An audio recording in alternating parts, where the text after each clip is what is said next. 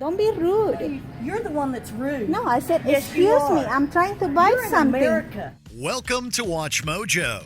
And today we're counting down our picks for the infamous moments where Karens and Kens, the most entitled and rudest folks, showcase their terrible behavior at Walmart stores only to get some delicious consequences. I think that she should understand that there's consequences and that she should not be allowed to do this. Dressing room racism.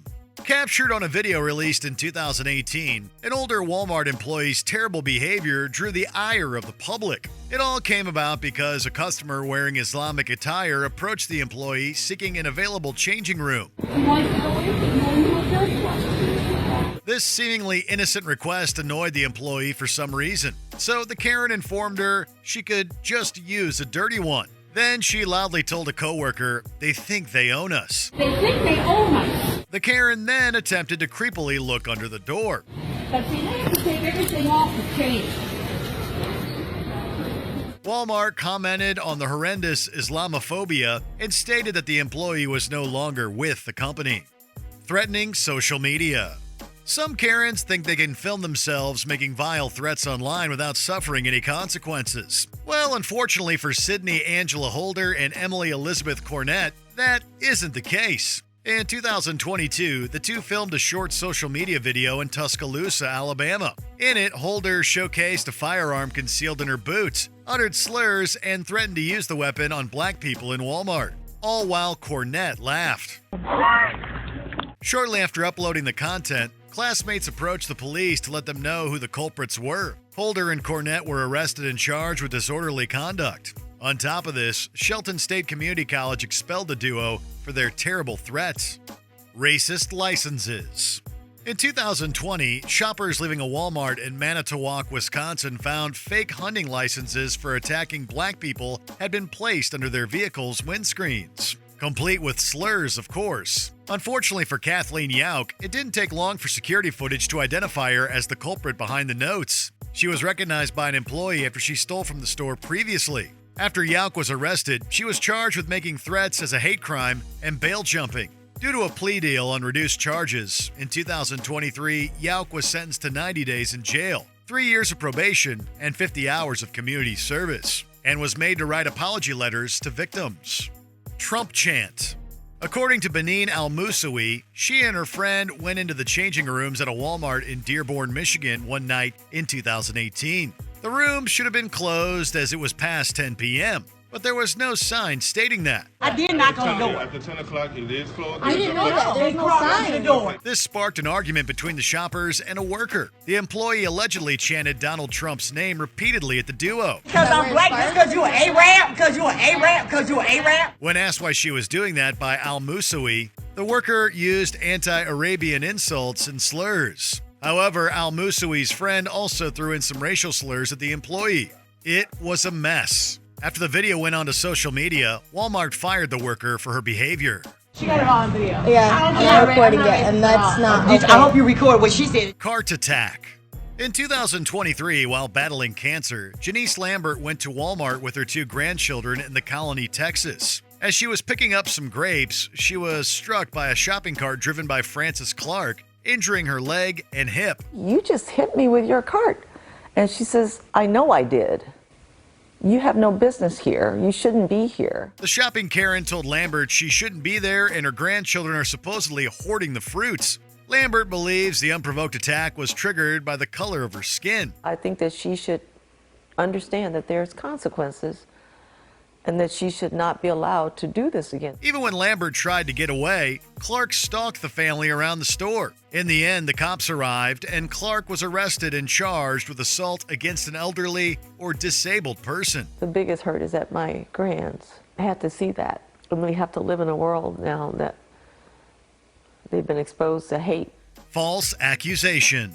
In the modern age, video evidence can be super important in settling disputes. She said, you're putting stuff in the bag. You haven't paid for your stuff. In 2021, Anternita O'Neill was using the self-checkout at her local Walmart in Coleraine, Ohio. But then a Karen employee popped up and accused O'Neill of stealing, seemingly believing the customer wasn't scanning every item. I was just accused of stealing my items that I had already paid for. Well, she was, as security and management later saw on the CCTV. O'Neill, who is black and believed she was being racially profiled, managed to record part of the event on her phone and uploaded it to social media. She came over here and talking about that you didn't bring up your stuff. Angry viewers formed a protest soon afterward. Walmart announced that they had fired the employee. However, it wasn't for racial profiling, but for not following procedure. Right. I don't know about that, but I need you to write the statement so I can deal with the situation in the future. More Walmart profiling.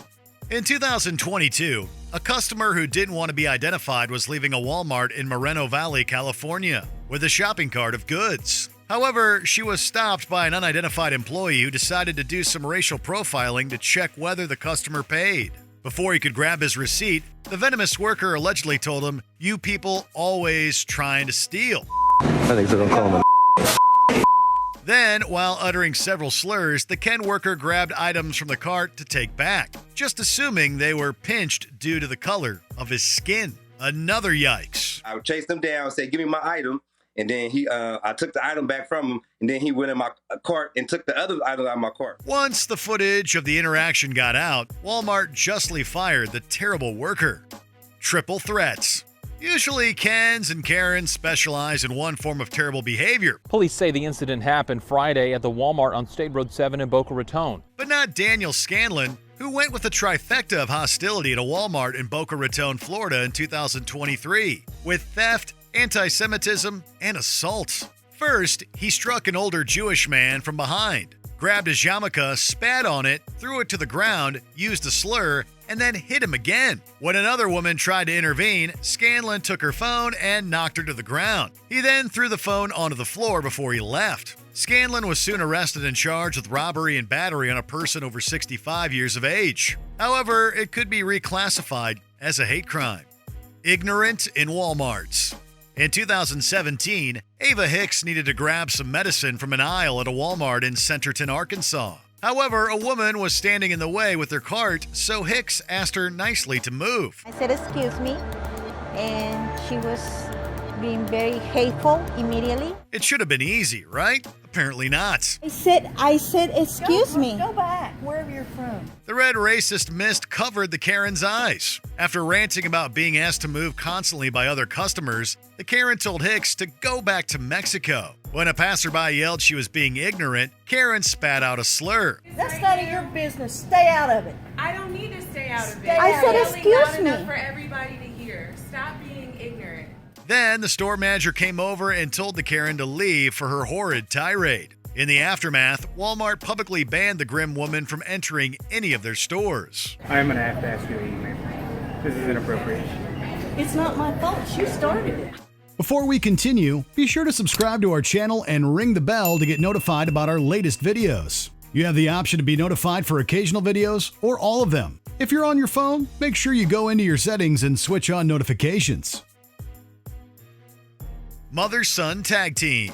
In 2015, Navy veteran Rebecca Mills, who had fibromyalgia and substance use disorder, was using her scooter in a Walmart in Beech Grove, Indiana. After Mills argued with an employee over blocking the way as they stocked the shelves, Amber Stevenson confronted her, and they began fighting.